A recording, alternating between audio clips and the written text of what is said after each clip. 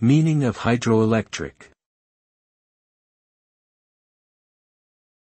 Hydroelectric.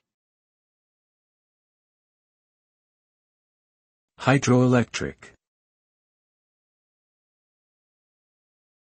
Hydroelectric. Hydroelectric.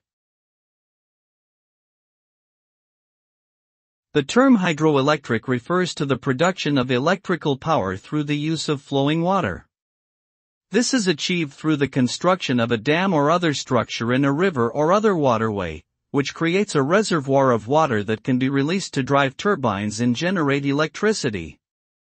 Hydroelectric power is a renewable and clean source of energy, which means it does not produce greenhouse gas emissions or other pollutants. It has been used for decades as a reliable and efficient method of generating electricity around the world, with many countries relying heavily on this form of energy.